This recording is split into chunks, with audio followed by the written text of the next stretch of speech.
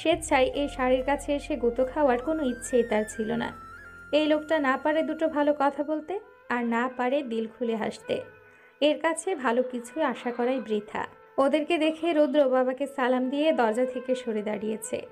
ওর বাবা ভেতরে প্রবেশ করে সোফায় বসেছে, কিন্তু স্পর্শী অন্যদিকে মুখ ফিরিয়ে সেখানেই দাঁড়িয়ে আছে। ওর কাণ্ড দেখে এবার রুদ্রই মুখ খুলল। ভেতরে আসার ইচ্ছে নেই বুঝি? ওকে, থাক তাহলে। আশা করি মশার সঙ্গে ভালোই রাতটা কাটবে। শুভরাত্রি। এ কথা বলে দরজা আটকাতে গেল স্পর্শী রাগে গজগজ করে ভেতরে প্রবেশ করল। রাগে দুঃখে বড় বাবার দিকেও ফিরে তাকালো না। গটগট করে হেঁটে যে রুমের দরজা খোলা সেই রুমেই ঢুকে উল্টো ঘুরে বসে রইল। রুদ্র বাবার সঙ্গে কথা বলে গেস্ট রুমে গিয়ে ফ্রেশ হয়ে নিতে বলল। ছেলের কথা শুনে উনি গেস্ট রুমে চলে গেলেন, আর রুদ্র খাবার অর্ডার করে রুমে গিয়ে দেখল ফুলরানী মুখ ফুলিয়ে বসে আছে। মুখ দেখে মনে হচ্ছে এক্ষুনি কেঁদে দিবে। তাই সেও আপাতত কোনো কথা না বলে মিটিমিটি হেসে ওয়াশরুমে চলে গেল। শাওয়ারের নিচে দাঁড়িয়ে এসে খেয়াল করলো তার সমস্ত ক্লান্তি দূর হয়ে গেছে। মনটা খুব ফুরফুরে, মেজাজও বেশ চাঙ্গা।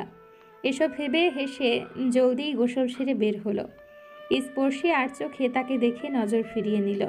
রুদ্র আকাশি রঙের টি শার্ট আর কালো ট্রাউজার পরে রুম থেকে বের হলো। তখনই অর্ডারকৃত খাবার চলে এলো। সে খাবার সার্ভ করতে করতে তার বাবা এসে পাশে বসলেন। বাবা ও ছেলে স্পর্শীর অনুপস্থিতিতে একটা ব্যাপারে আলোচনাও সেরে নিলেন। তবুও স্পর্শীর সারা শব্দ পাওয়া গেল না, আর ফ্রেশ হয়ে এখানেও এলো না। তাই বাধ্য হয়ে ওনারা খেয়ে নিলেন। ঘড়ির কাঁটা তখন 10-এর ঘরে।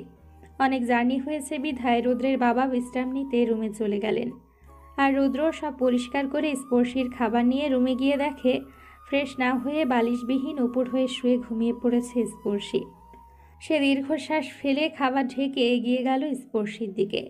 তাকে সুন্দর করে শুয়ে দিয়ে ড্রিম লাইট অন করে বেরিয়ে গেল রুম থেকে। সেদিন রাতে স্পর্শী জাগলো না, খেলেও না। তার পছন্দের বিরিয়ানি সেভাবেই ঢাকা অবস্থায় পড়ে রইল। কিন্তু বিপত্তি বাঁধল পরের দিন সকাল 8টায়, যখন ঘুমে ঢুলুঢুলু হয়ে ড্রয়িং রুমে গিয়ে জানতে পারল বড় বাবা তাকে রেখে ফিরে গেছেন। এখন থেকে তাকে রুদ্রের সঙ্গেই থাকতে হবে। রুদ্র যেদিন বাসায় ফিরবে তাকে সেদিনই ফিরতে হবে। এর আগে কেউ আসবে না তাকে নিতে। এদিকে রুদ্রও নাকি জানে না কবে নাগাদ ফিরবে। তার জরুরি কাজ আছে, এত সময় হাতে নেই তার। তাই এখন থেকে তাকে এখানে থাকতে হবে, থাকতে নাকি বাধ্য। এ কথা শুনে স্পর্শের রাগে দুঃখে কাঁদতে শুরু করলো। তার কান্না দেখে মনে হচ্ছে কেউ খুব মেরেছে। নিজের ফোন থাকলে আম্মুকে কল করে জানাতে পারত। এছাড়া সেও জানতে চায় বড় বাবা কেন এমন করলো, ঠিক কোন অপরাধে শাস্তি দিলেন, সেদিনের ঘটনার রেশ ধরে নাকি অন্য কোনো কারণে। এটা করার আদৌ দরকার ছিল কি? এসব ভাবলে তার কান্নার গতি বেড়েই যাচ্ছে।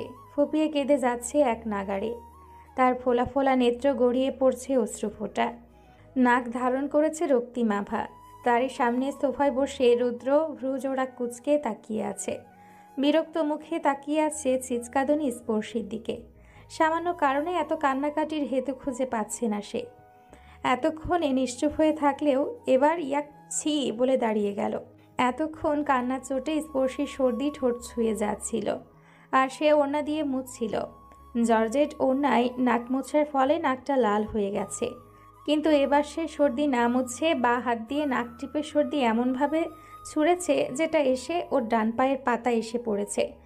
স্পর্শীর এমন কাজে রুদ্র মনে মনে বেয়াদব উপাধি দিয়ে মুখে বলে উঠল, সমস্যা কি তোর? আজাইরা কান্নাকাটি করছিস কেন? আমি থাকবো না এখানে, আমাকে বাসায় দিয়ে আসো। কেন থাকবি না? এটা কি বাসা না? আমি আমার বাসায় যেতে চাই। তুমি এক্ষুনি বড় বাবাকে ফোন করে আমাকে নিয়ে যেতে বলো। আমি কি তোর বেতনভুক্ত কর্মচারী যে যখন যা বলবি আমাকে তাই শুনতে হবে? তুমি বড় বাবাকে কল করবে কি না? করব না। এই নিয়ে আর একটাও বাড়তি কথা বলবি না। রান্নাঘরে খাবার ঢাকা আছে, ফ্রেশ হয়ে খেয়ে নে যা। তোমার মতো বন মানুষের জিনিস খাবো না, আর তোমার সঙ্গে থাকবো না। এ কথা বলে সে উঠে গেস্ট রুমে গিয়ে দরজা আটকে বসে রইল। দুই হাঁটুর উপর থুতনি রেখে অঝরে কাঁদতে লাগলো। এত বড় বাসায় একা থাকবে কিভাবে? রুদ্র তো সবসময় বাসায় থাকবে না, তখন সময় কাটবে কিভাবে? এসব নানান কথা ভাবতে ভাবতে সে বিছানায় শুয়ে বালিশে মুখ লুকিয়ে কাঁদতে লাগলো। আর ওকে যেতে দেখে রুদ্র দীর্ঘশ্বাস ফেলে বিরক্তি মাখা মুখে দাঁড়িয়ে রইল। এদিকে তার ফোনে একের পর এক কল আসতেই আছে। ওর বের হতে হবে। একে বাসায় একা রেখে বাইরে গিয়ে শান্তি পাবে বলেও মনে হয় না। কিন্তু কি আর করার, এছাড়া উপায়ও নেই। এসব ভেবে রুদ্র স্পর্শীকে শুনিয়ে শুনিয়েই বলল, ফ্রিজে কারো পছন্দের খাবার রাখা আছে, সময় পেলে সে যেন খেয়ে নেয়। আমি জরুরি কাজে যাচ্ছি, ঘন্টা দুয়েক পরেই ফিরব। আর ভয়ের কিছু নেই, বাসাতে ভূত পেতনি কিচ্ছু নেই। আর থাকলেও তারা রাতে বের হয়, দিনে না। এ কথা বলে সে বাইরে থেকে দরজা আটকে বেরিয়ে গেল। সিঁড়ি বেয়ে নামতেই দেখা গেল কাফি দাঁড়িয়ে আছে। তাকে দেখে রুদ্র দীর্ঘশ্বাস ফেলল। বেচারাকে ছুটি দিয়েছিল সে, অথচ জরুরি কাজের জন্য ছেলেটার ছুটি ক্যান্সেল করতে হয়েছে। তবুও এই ছেলের মুখে মন খারাপের ছাপ নেই। সে বরাবরের হাসি মুখে এঁটে তার সামনে এসে দাঁড়িয়েছে, যেন পৃথিবীর সবচেয়ে সুখী মানুষ সে। রুদ্রকে দেখে কাফি দ্রুত এগিয়ে এসে ফোনে কিছু একটা দেখালো। তা দেখতে রুদ্র দাঁতে দাঁত চেপে গাড়িতে উঠে বসল। আজ একটা হেস্তনেস্ত করেই ছাড়বে সে। আজ লিমিট ক্রস করে ফেলেছে এমিলি। মানুষ যে এতটাও বেহায়া হতে পারে এই মেয়েকে না দেখলে জানতই না সে। মন চায় তার মুখ বরাবর থুথু ছুটতে। রুদ্রর রাগান্বিত ফেস দেখে কাফি কথা না বাড়িয়ে ড্রাইভিং সিটে বসে নিজে ড্রাইভ করতে লাগলো। তখন রুদ্র কাউকে ফোন করতেই বিশ্রী গালি দিয়ে বলল, বাকে উল্টো ঝুলিয়ে রাখ, আমি আসছি। না না, কেউ ভুলেও ওর গায়ে একটা টোকাও দিবি না। আমি নিজে ওর শরীরের হাড্ডিগুলো যত্ন করে গুঁড়ো গুঁড়ো করব। কি যেন বলেছিল আমার স্পর্শীকে এক রাতের জন্য ওর কাছে পাঠাতে? খুব দম, তাই না? আজ ওর দম কতখানি তাই পরখ করব আমি। এ কথা বলে কল কেটে চোখ বন্ধ করে সিটে শরীর এলিয়ে দিল। রাগে তার মস্তিষ্ক দপদপ করছে। যেসব কথা জানার কথা না সেসব কথায় পাঁচকান হয়ে গেছে। কিন্তু কার মাধ্যমে হলো আন্দাজ করা যাচ্ছে না। মুখ্য কথা, আয়োজন ছাড়াই ওর আর স্পর্শীর বিয়ে সম্পূর্ণ করা হয়েছিল, যেখানে নিকট আত্মীয়দের আনাগোনা ছিল না, শুধুমাত্র বাসার সদস্যদের উপস্থিতি ছিল। বাসার কেউই এসব কথা ছড়াবে না। তাহলে হঠাৎ করে তার স্মরণ হলো বাইরের একজন সেখানে ছিল, কাজী সাহেব, যিনি তাদের বিয়ে পড়িয়েছেন। ওনার থেকেই হয়তো কেউ কথা বের করে নিয়েছে। মোদ্দা কথা, ওর শত্রুর নজর থেকে পরিবারকে নিরাপদ রাখতে সে বাসায় বেশি দিন থাকে না। বাড়ির প্রতিটা সদস্যকে সেভ করার ব্যবস্থাও করা হয়েছে।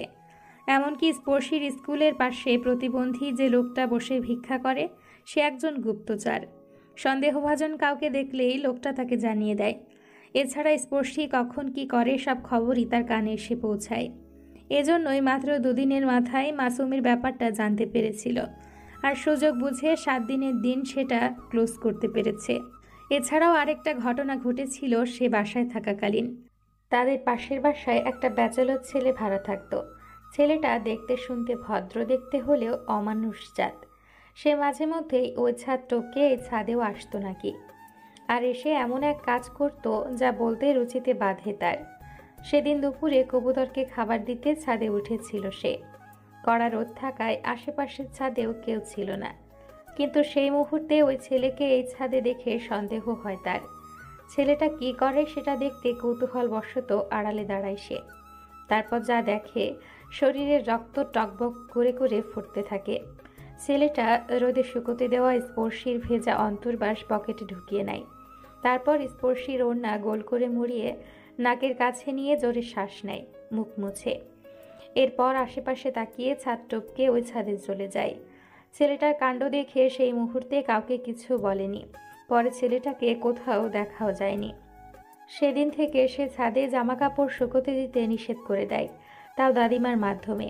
দাদিমাকেও সে তেমন কিছু বলেনি, শুধু বলেছিল আশেপাশে ব্যাচেলর ছেলেরা আছে, বাসায় জানিয়ে দাও ছাদে যেন কেউ কাপড় শুকোতে না দেয়। দাদিমা বুদ্ধিমতী বিচক্ষণ মানুষ, কিছু আন্দাজ করেছিলেন। তারপর বাসার কোনো মেয়ে বউ ছাদে কাপড় শুকোতে দেয় না। এসব ঘটনার সমাপ্তি হলেও আরেকটা ঝামেলার আগমন ঘটেছে। কাফি জানিয়েছে স্পর্শীর বাবা বাজার করতে গিয়ে অ্যাক্সিডেন্টের হাত থেকে বেঁচে ফিরেছে। এই তো গত দিনের ঘটনা। পরে খোঁজ নিয়ে জানা গেছে এটা পরিকল্পিত। এসব ঘটনা দ্বারা স্পষ্ট কেউ তার পরিবারের ওপর নজর রাখছে, ক্ষতি করার জন্য মুখিয়ে আছে। এসব ভাবতে ভাবতে হঠাৎ তার স্মরণ হলো ইলিয়াসের কথা। ওদের বিয়ের পরের দিনই ইলিয়াস মেসেজ করেছিল, রুদ্ররাজ এতটা কাপুরুষ জানা ছিল না। নতুন বউ রেখে পালিয়ে না গেলে জানতে আরো দেরি হয়ে যেত। কি বা করার, অক্ষম পুরুষ হইলে যা হয়।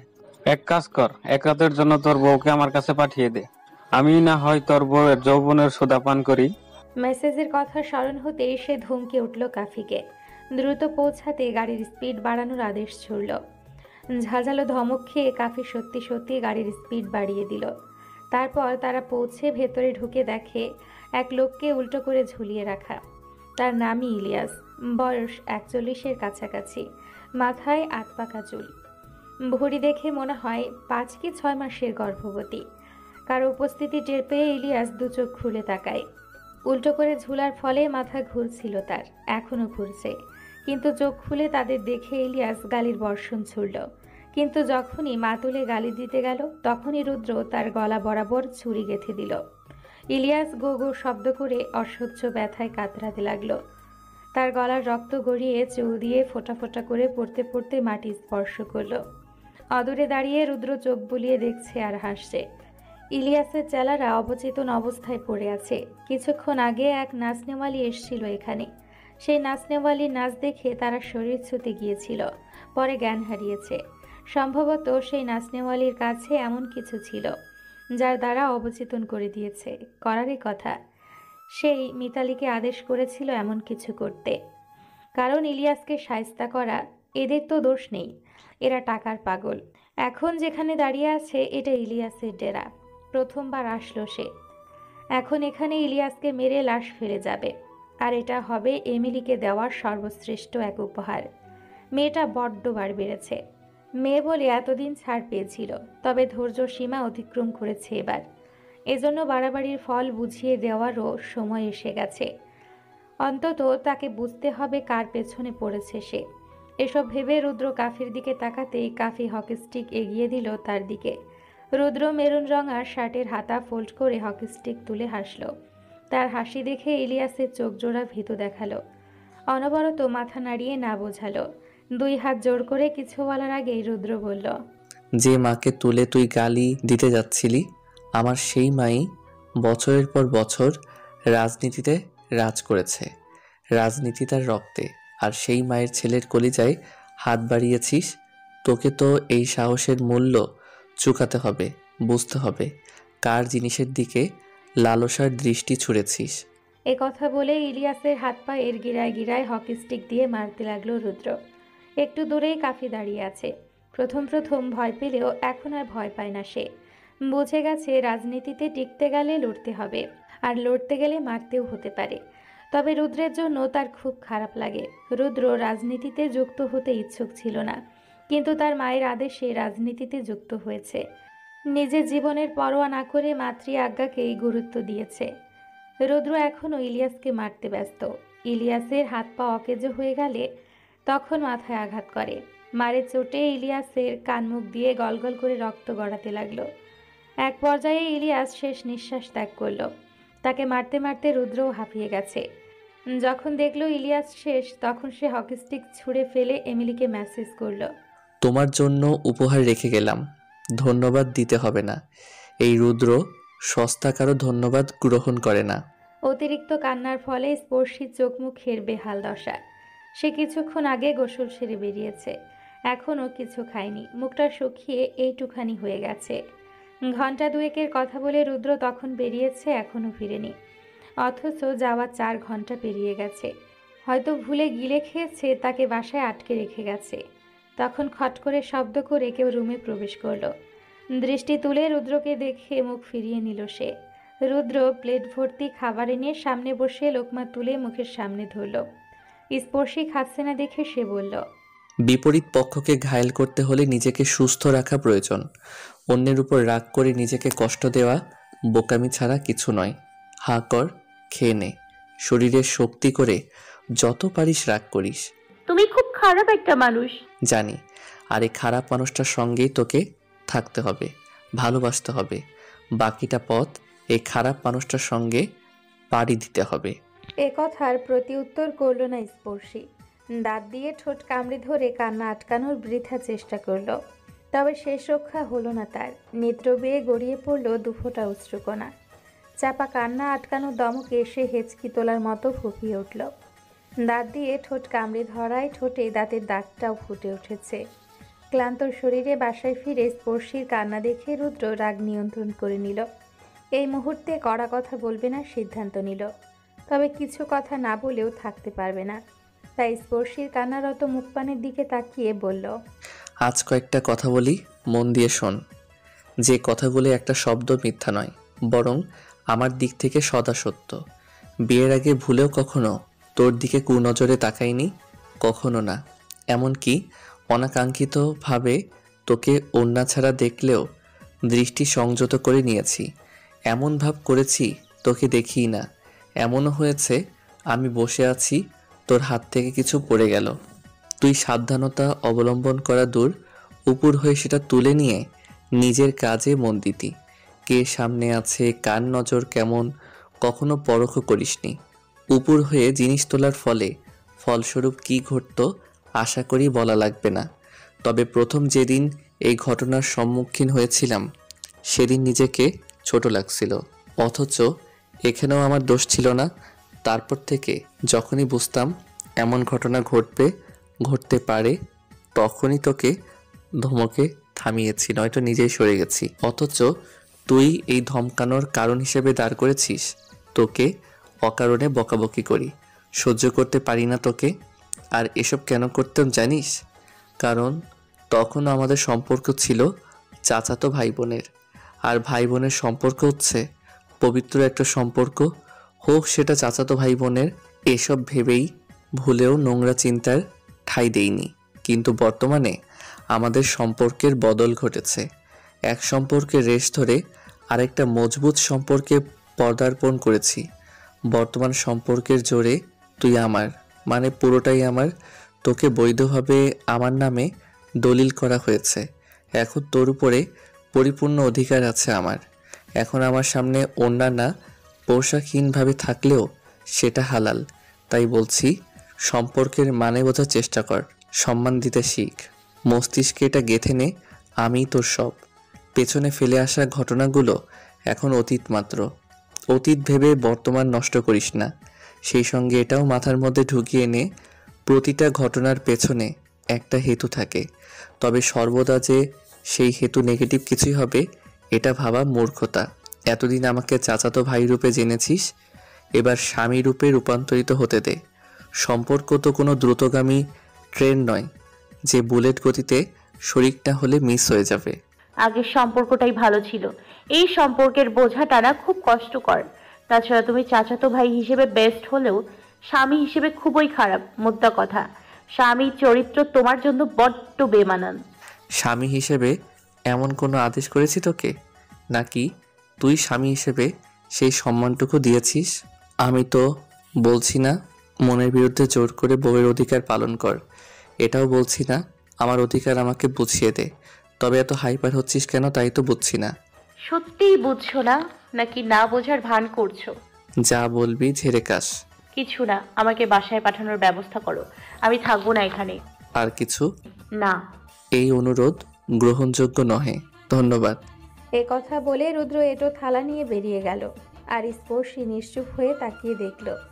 কি বলবে কি করবে বোধগম্য হচ্ছে না তার। যাকে কখনোই তেমন নজরে দেখেইনি তাকে নাকি স্বামী হিসেবে গ্রহণ করতে হবে, তার সঙ্গে এক রুমে এক বিছানায় থাকতে হবে। অপরিচিত কেউ হলে ব্যাপারটা এত কঠিন লাগতো না। রুদ্রকে দেখলেই অস্বস্তিতে আঁকড়ে ধরছে, রাগের শরীর পিলপিল করছে। না চাইলেও মুখ দিয়ে যাচ্ছে তাই বেরিয়ে যাচ্ছে। পরে নিজের কাছেই নিজেকে খুব ছোট মনে হচ্ছে। তখন ওর ভাবনা ছেদ ঘটিয়ে রুদ্র রুমে ফিরে এলো। পরনের শার্ট খুলে বিন ব্যাগের উপর রেখে খালি গায়ে ঘুরে ফিরে কী সব নিল। তারপর শুভ্র তোয়ালে গলায় জড়িয়ে ওয়াশরুমের দিকে পা বাড়ালো। এখানে আরেকটা ব্যাপার খেয়াল করার মতো, এখানে রুদ্রের জায়গায় অচেনা কেউ হলে তার সামনে চট করে শার্ট খুললে সে লজ্জা পেত, মুখে রক্তিম আভা দেখা দিত। কিন্তু এতবার রুদ্রকে খালি গায়ে দেখেছে যে ফিরে তাকাতেও ইচ্ছে করে না। লাজ লজ্জা তো দূরের কথা, যেখানে নতুন অনুভূতি নিয়ে সংসার জীবন শুরু করার কথা সেখানে বিরক্তি ছাড়া কোনো কিছুই তার নজরে পড়ছে না। এসব নানান ভাবনায় নিজেকে ডুবিয়ে সে দীর্ঘশ্বাস ফেলল। তারপর চিন্তা ভাবনা করেই ড্রয়িং রুমের দিকে পা বাড়ালো। অতিরিক্ত কান্নার ফলে চোখ মাথা ব্যথায় টনটন করছে। এক কাপ চা পেলে মন্দ হয় না, কথা ভেবে পরিষ্কার পরিচ্ছন্ন রান্নাঘরে প্রবেশ করল।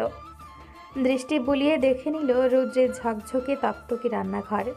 তারপর প্রিয় গান গুনগুন করতে করতে চা বানানোর প্রক্রিয়া শুরু করলো। রুদ্র গোসল সেরে রুমে চোখ বুলিয়ে দেখে স্পর্শী রুমে নেই। বেলকনিতে উকি মেরেও দেখেনি।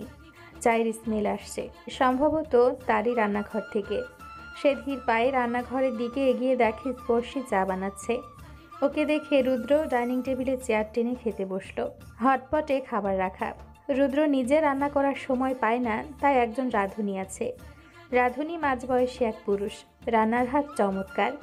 আজকের মেনু সর্ষে ইলিশ, আলু ভাজা, ঘন ডাল আর ভাত, সঙ্গে আছে এক ফালি লেবু। ওকে তৃপ্তি নিয়ে খেতে দেখে স্পর্শী মুখ ভেঙিয়ে কাপে চা ঢালছে। পানি বেশি দেওয়াতে এক কাপ চা বেশি হয়েছে। সেটা দেখে স্পর্শী গমগমি সুরে বলল, এক কাপ চা রেখে গেলাম, কেউ চাইলে খেতে পারে। ভাতের প্লেটে ঢেলে দে, ভাতের সঙ্গেই মেখে খাই। এই জন্যই কথা বলতে ইচ্ছে করে না। কে বলতে বলেছে? তুমি আসলে যাচ্ছে তাই।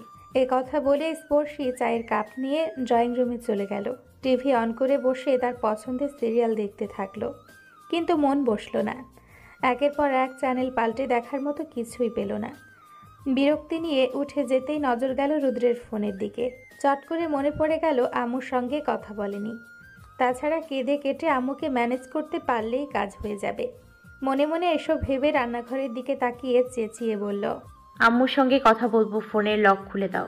ছাগলের মতো ভ্যাবে না করে ফোনটা এদিকে নিয়ে আয়। তুমি পিন বলো, আমি খুলতে পারবো। বলা যাবে না। উক্ত কথা বলে দৃষ্টি তুলতেই দেখে স্পর্শী ভ্রুকুচকে তাকিয়ে আছে, চোখে মুখে বিরক্তির ছাপ।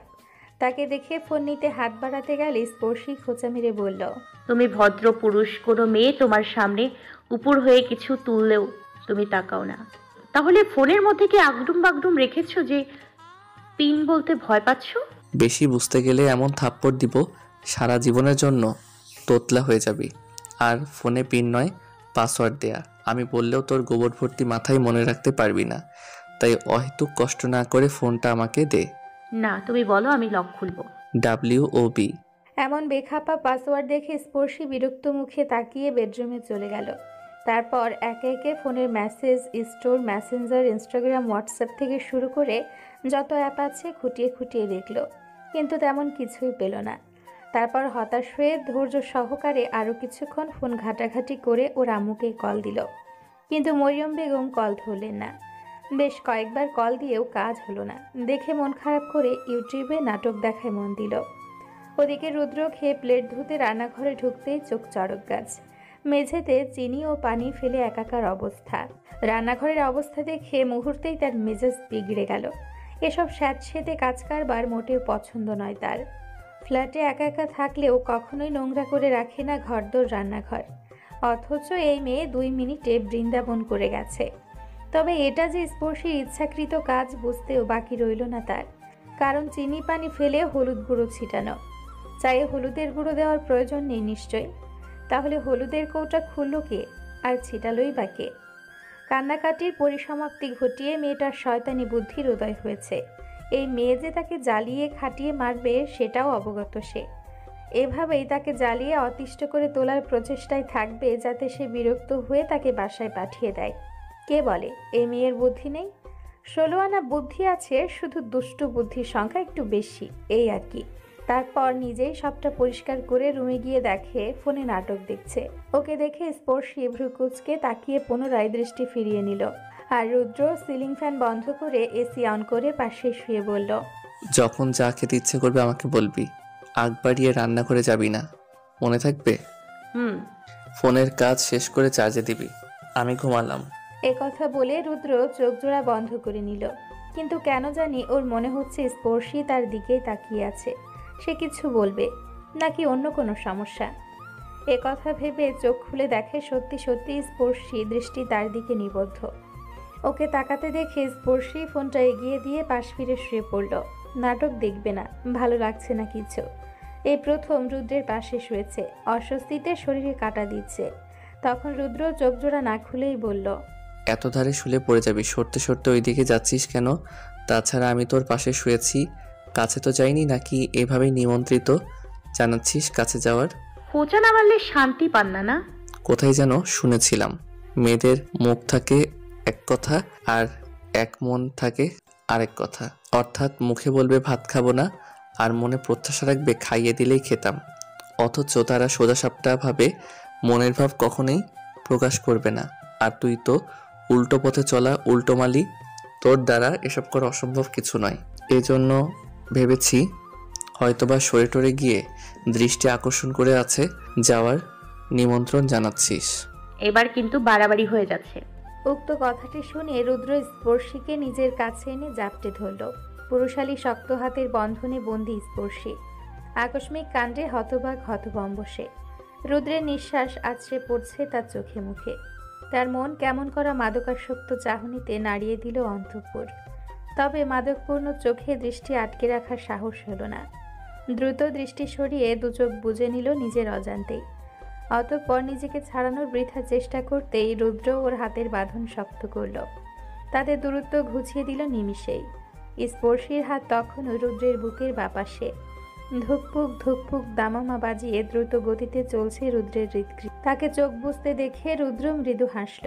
তারপর আদরে স্পর্শে স্পর্শীর একগুচ্ছ চুল কানের পাশে গুজে দিতে দিতে বলল, বাড়াবাড়ি তখনই হতো যদি তোকে ঠিক এভাবে টান দিয়ে আমার বুকের উপর ফেলতাম, তোর কপালের বেপরোয়া চুলগুলো এইভাবে সরিয়ে দিতাম, তোর কপালের মাঝখানে এমন করে ঠোঁট ছোঁয়াতাম, তোর এই কম্পিত ওষ্ঠজোড়ায় ঠিক এইভাবে বেতাল হতে পারতাম।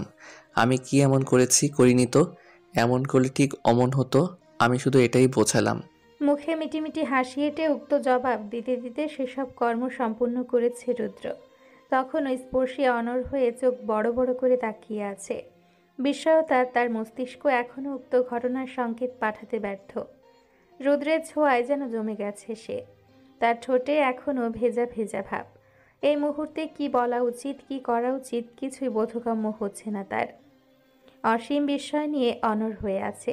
তখন রুদ্র তাকে বালিশে শুয়ে মুখ গম্ভীর করে বলে উঠল, আগ বাড়িয়ে এসব করেছি আমি, বল। স্পর্শী বোকার মতো নাসূচক মাথা নাড়ালো। আর রুদ্র হাসি আটকাতে জিহ্বা দিয়ে ঠোঁট ভিজিয়ে স্পর্শীর অন্যার এক প্রান্তে নিজের হাতে বেঁধে অপর প্রান্ত বাঁধল স্পর্শীর হাতে, যাতে সে ঘুমালে স্পর্শী উঠে কোথাও যেতে না পারে। মেয়েটা যা চঞ্চল, একে বিশ্বাস নেই। তারপর হাত বাঁধার কাজ সমাপ্ত করে রুদ্র পূর্বের মতোই ঠাট বজায় রেখে বলল, যেহেতু এসব করিনি তাই অহেতুক বদনাম দেওয়া থেকে বিরত থাক, নয়তো সত্যি সত্যি ঘটনা ঘটিয়ে ফেললে তখন দোষ দিস না। আর বিনা অপরাধে কাঠগড়ায় দাঁড়াতে রাজি নই আমি। আশা করি বুঝেছিস আমার কথাগুলো। খুব ক্লান্ত আমি, ঘুমালাম। ভুলেও নড়াচড়া করবি না। তোর নড়াচড়ার কারণে যদি ঘুম ভাঙে তাহলে খবর আছে। আরেকটা কথা, এবার থেকে চায়ে কম চিনি খাবি, নয়তো ডায়াবেটিস বেড়ে যাবে। তোর না আমার। সেই সঙ্গে এটাও জেনে রাখ, কবুল বলার সঙ্গে সঙ্গে আমি তোর ভাইয়ের চরিত্র থেকে রিজাইন করেছি। বর্তমানে আছি স্বামী চরিত্রে, আর এখন থেকে এই চরিত্রই বহাল থাকবে। নিজের কথা শেষ করে রুদ্র পাশ ফিরে শুয়ে চোখ জোড়া বন্ধ করে নিল। অথচ তার ঠোঁটের কোণে মিটিমিটি হাসি। স্পর্শী নিজেকে সামলে জবাবে কিছু বলবে, কিন্তু তাকে সে ভাবার অবকাশও দিল না। নিজের কথার কাজ সমাপ্ত করে তাকে এড়িয়ে গেল। বিস্ময়ভাব এখনো কাটেনি তার। রুদ্রের করা কাজে হতভম্ব হয়ে কথার খেয়ে হারিয়ে ফেলেছে। যেসব কল্পনাও করেনি আচমকা তেমন কিছুই ঘটে গেছে, তাও কিনা অপছন্দের মানুষটির থেকে। স্পর্শী ঠোঁটে হাত রেখে আর চোখে তাকালো রুদ্রের পানে। পুরো শরীর অবশ অবশ লাগছে তার, নিঃশ্বাস নিতেও যেন ভুলে গেছে। এমন অনুভূতির সঙ্গে পরিচিত নয় সে। কোনো দিন এমন ছোঁয়াও পায়নি ষোড়শী শরীরে। কোনো পুরুষ এতটা কাছে আসেনি ভুলক্রমে। এজন্যই বুঝি রেশ কাটিয়ে উঠতে পারছে না সে। তারপর সে আর কিছুই ভাবল না। রুদ্র যেভাবে তাকে শুইয়ে দিয়েছে ঠিক সেভাবেই শুয়ে চোখ জোড়া বন্ধ করে নিল। চোখ বন্ধ করার সঙ্গে সঙ্গেই চোখের কার্নিশ বেয়ে গড়িয়ে গেল কয়েক ফোঁটা নোনা জল। ভীষণ অভিমান হলো নিজের বাবা মায়ের প্রতি। বুক ভেঙে কাঁদতে চাইলেও পারল না। জানালা বন্ধ করে পর্দাটা না বিধায় আলো বাতাস আসছে না রুমের মধ্যে। এসির কারণে রুদ্র সব বন্ধ করে দিয়েছে। স্পর্শী উঠতে গেলে হাতের বাঁধা অন্যায় টান লাগলো। বাড়তি কথা বাড়ানোর ইচ্ছে হলো না, তাই শুয়ে পড়ল পাশ ফিরে। আর স্মৃতিচারণ করতে লাগলো কিছু সুখ মুহূর্তের কথা। ওদের ছন্দ নীড়, নামের বাড়িতে ছন্দের শেষ নেই। নিত্যদিন নানান ছন্দে অতিবাহিত হয় তাদের বাড়ির প্রত্যেক সদস্যের। কতই না মধুর সেই দিনগুলো। মেয়ে বলে কখনো আটকে রাখা হয়নি তাকে, সর্বদাই স্বাধীনভাবে চলেছে তার মর্জি মতো। বাসা ছোট সদস্য হিসেবে প্রত্যেকেই ভীষণ ভালোবেসেছে তাকে। সকলের কাছে তার আবদারের ঝুলি খোলা শুধু বুঝ হওয়া থেকে রুদ্রকে অপছন্দের লিস্টে যুক্ত করেছে। আর রুদ্রই একমাত্র ব্যক্তি যে তাকে শাসন করে, সব কাজে বাধা সৃষ্টি করে। এটা করা যাবে না, ওটা করা যাবে না, একা কোথাও যাওয়া যাবে না, সর্বদা এমন ধরনের ফরমান জারি করত। তাই তাকে এড়িয়ে চলার চেষ্টা করত। কিছু দিলে সে নিতে চাইতো না, আর নিলেও কখনো ব্যবহার করতো না।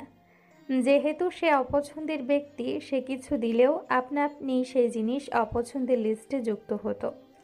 এভাবে দিনকাল চলতে থাকলো নিজ নিয়মে। কিন্তু বিগত বছর দুয়েক আগে থেকে রুদ্রকে ভীষণ ভয় পাওয়া শুরু করলো। সে আর ওর মা গিয়েছিল ঈদের শপিং করতে, রোজার মাস। তখন বেলা 11:30 হবে। কেনাকাটা সেরে ক্লান্ত হয়ে ফিরছিল, তখন একদল লোক তাদের গাড়ির সামনে এসে দাঁড়ায়। সে উকিঝুঁকি মেরে দেখতে থাকে মুখোশ পরা লোকগুলোকে, কিন্তু তার মা ভয়ে মেয়েকে জাপটে ধরে কল করতে থাকে রুদ্রকে, আর ড্রাইভারকে বলে কথা বলে কোনোভাবে তাদেরকে আটকে রাখতে। কিন্তু ড্রাইভার কিছু বলার আগেই লোহার কিছু দিয়ে তার গাড়ির কাঁচ ভেঙে ফেলে। সেই কাঁচ ছিটকে সে গেঁথে যায় তার কপালে আর হাতে। সঙ্গে সঙ্গে মরিয়ম বেগম আর্তনাদ করে কেঁদে ওঠেন।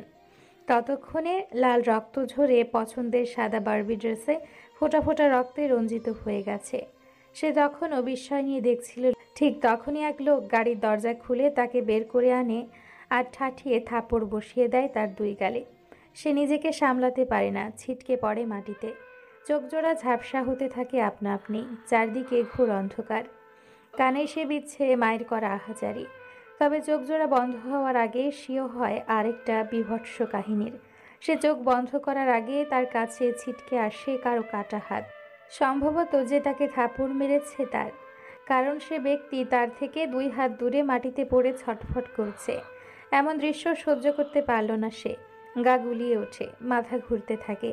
তবে চোখ বন্ধ হওয়ার আগেই ঝাপসা চোখে দেখতে পায় রামদা হাতে দাঁড়িয়ে থাকা অচেনা রুদ্রকে, যার চোখে মুখে রক্তের ছিটা, ভয়ঙ্কর মুখের আদল।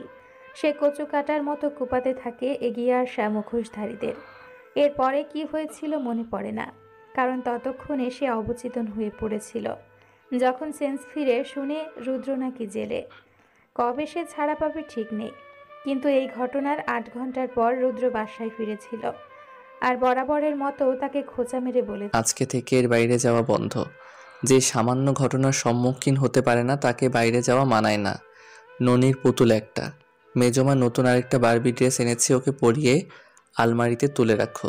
সেদিন রুদ্রের কথায় কড়া জবাব দিতে গিয়েও থেমে গেছে।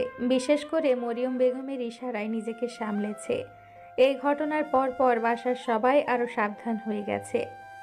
রুদ্রের কড়া আদেশে তারও একা একা বাইরে যাওয়াও বন্ধ হয়ে গেল। স্কুলে গেলে রুদ্র রেখে আসতো, আর মরিয়ম বেগম নিয়ে আসতেন। স্কুল টিচারের কাছে টিউশনি করত, সেটাও অফ। আর তাকে পড়ানোর দায়িত্ব নিল রুদ্র আর বড় বাবা। এভাবেই দিন কাটতে লাগলো। আর যতদিন অতিবাহিত হতে থাকলো, রুদ্রের ওপরে সেও বিরক্ত হতে থাকলো। বন্দি জীবনে হাঁপিয়ে উঠেছে সে। এটাকে বেঁচে থাকা বলে? যে রাজনীতি আপনজনেদের বিপদ ডেকে আনে, সেই রাজনীতি করার কি দরকার? রাজনীতি করতেই হবে এর কোনো মানে আছে? যারা করে না তারা কি বাঁচে না, নাকি পৃথিবীতে ঠাঁই পায় না? কিন্তু এসব কথা বলার সাহস হতো না তার। বললেই আস্ত গিলে খাবে রুদ্র। কি দরকার সারকে খোঁচা মেরে গোতা খাওয়ার? তবে এ ঘটনার 23 দিনের মাথায় রাতের বেলা বড় বাবার ওপর হামলা হয়। ওনার রক্তাক্ত দেহখানা ফেলে রেখে যায় বাসার মূল ফটকে। সেদিন দাদিমা ছেলের অবস্থা দেখে বড় মাকে অনেক কথা শুনিয়েছিলেন। বাদ যায়নি রাগী। তারপর রুদ্র সিদ্ধান্ত নেয় চট্টগ্রামে আসার, আর আসেও সে সপ্তাহখানিক পরেই। তারপর থেকে সে এখানে একা থাকে এত বড় ফ্ল্যাটে। তবে রাজনীতি ছাড়েনি, বরং এখানে এসে দ্বিগুণ চেলাচামুন্ডা জুটিয়ে রাজনীতির পথ পূর্বের চেয়েও শক্তপোক্ত করেছে। নেতা হয়েছে, নেতা। আর বর্তমানে এই নিষ্ঠুর নেতার সঙ্গেই তার জীবন জড়িয়ে গেছে। এসব ভেবে সে দীর্ঘশ্বাস ছেড়ে পাশ ফিরতেই রুদ্রের চোখে চোখ পড়ে। হয়তো জেগেই ছিল এতক্ষণ। রুদ্রকে তাকাতে দেখে স্পর্শী এবার নিজেই মুখ খুলল। একটা কথা বলি? শুনতে ইচ্ছে করছে না, পরে বলিস। এখন বলতে না পারলে পরেও বলবো না। আচ্ছা বল। তুমি কি আমাকে ভালোবাসো? বউ ভালোবাসার জিনিস না, ঠ্যাঙানোর জিনিস। যতক্ষণ এদের ঠ্যাঙানো যাবে এরা ততক্ষণই ভালো থাকবে। এতক্ষণ পাশ ফিরে কল্পনা জল্পনা করে এখন আমাকেই কথার প্যাচে ফেলার ফোন দিয়ে এঁটেছিস। ভেবেছিস কিছুই বুঝবো না আমি? ভালোই ভালোই বলছি, ভুলভাল চিন্তা ঝেড়ে ফেল, নয়তো উল্টো করে ঝুলিয়ে মাথার ভূত ছাড়িয়ে দিব। আর কি বললি? তোকে ভালোবাসি না কি যেন? তুই এটা বল, তোকে ভালোবাসতে যাব কোন দুঃখে? দেশে কি মেয়ের অভাব পড়েছে? রুদ্রর অপমানজনক কথা শুনে স্পর্শী উঠে বসল। এক হাতে চোখ মুছে কান্নারত কণ্ঠে জবাব দিল। তাই তো, কখনো মিথিলা, কখনো রুমানা, আবার কখনো এমিলি। তোমার জীবনে মেয়ের অভাব আছে নাকি? থাকবে কেন? তুমি তো সাধু পুরুষ। কে প্রেম করলো, কে কার সঙ্গে বেড়াতে গেল, কে উপর হয়ে নিচ থেকে জিনিস তুললো, কে ওড়না ছাড়া তোমার সামনে এলো, সব খবরই থাকে তোমার কাছে। তুমি তো জ্ঞানী মহাজ্ঞানী। আশ্চর্য! গফের সঙ্গে না হয় প্রেম করেছি ঠিক আছে, কিন্তু গফের মায়ের সঙ্গে কবে প্রেম করলাম? এ কথা শুনে স্পর্শী রেগে দাঁতে দাঁত চেপে উত্তর দিল। গার্লফ্রেন্ডের মায়ের সাথে প্রেম করেছো? এ কথা কখন বললাম আমি? এমিলির মায়ের নামই তো রুমানা। তুই তো বললি এখনো মিথিলার সঙ্গে প্রেম করি, কখনো রুমানা আবার কখনো এমিলি। এ কথার মানে তো তাই দাঁড়ায়। এই টপিক বাদ দিতে স্পর্শী উঠে চুল আঁচড়ে নিল। রাগের চোটে তার নাকের পাটা ফুলে আছে। কোনো মতে চুলের জট খুলে চুলে কাটা দিয়ে উঁচু করে বেঁধে নিল। এসি অফ করে এক টানে জানালার আকাশী পর্দা সরিয়ে দিল। বাইরে তখন গোধূলির আলোমাখা আকাশপট। সূর্যি মামা বিদায় নেওয়ার পায়তারা করেছে। দলে দলে পাখিরা ফিরে যাচ্ছে আপন নীড়ে। একটা কাক জাম গাছের ডালে বসিয়ে রুক্ষ কণ্ঠে কাকা করেই যাচ্ছে। সঙ্গী হারিয়ে ফেলেছে নাকি কে জানে। একটা প্লেন উড়ে যাচ্ছে দূর আকাশপথে। সাদা সাদা ধোঁয়া উড়িয়ে যেন উপস্থিতি জানান দিয়ে যাচ্ছে। সামনেই একটা বিশাল বড় মাঠ। একদল যুবক সেখানে ফুটবল খেলছে।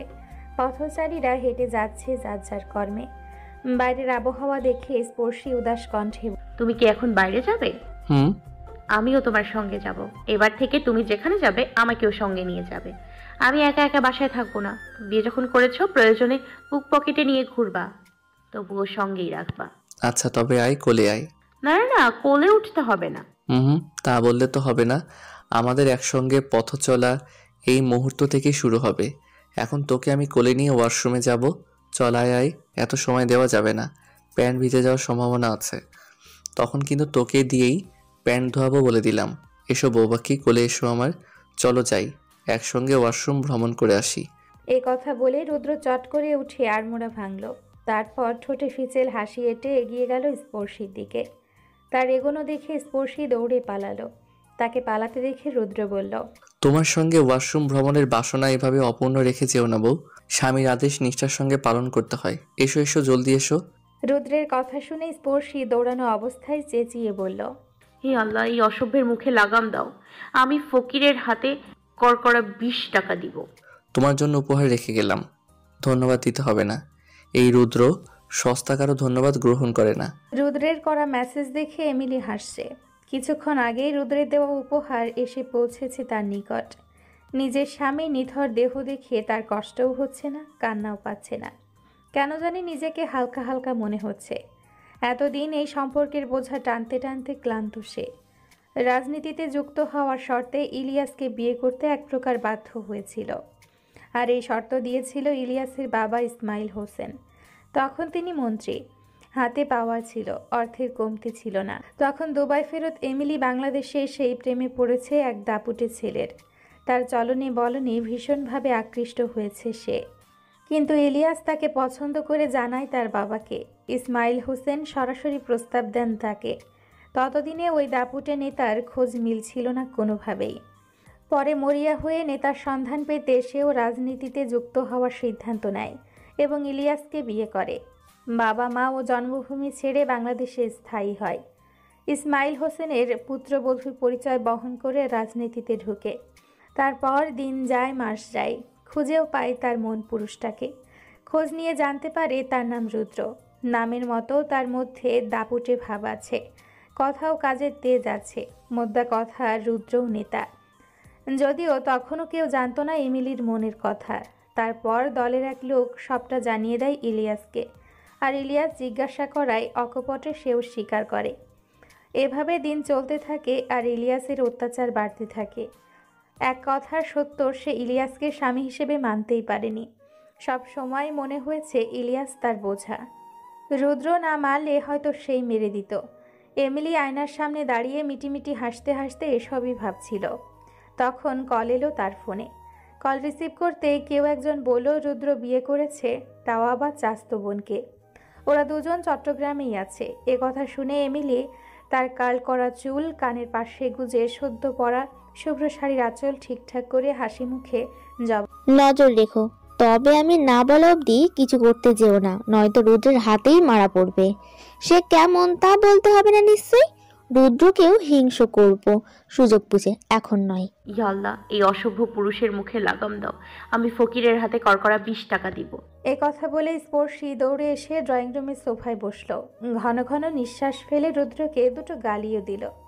তারপর মনে মনে আফসোস করতে থাকলো ওই বেহায়া পুরুষটাকে নিয়ে, যার কথায় সামান্য রাগঢাক নেই। মুখে যা আসে বলে দেয়। অপরজনকে কি ভাবলো সেই ধারও ধারে না। এসব বলে লজ্জা দিয়ে কি মজা পায় কে জানে। তবে ছোট থেকে দেখে আসছে রুদ্র এমন ঠোঁটকাটা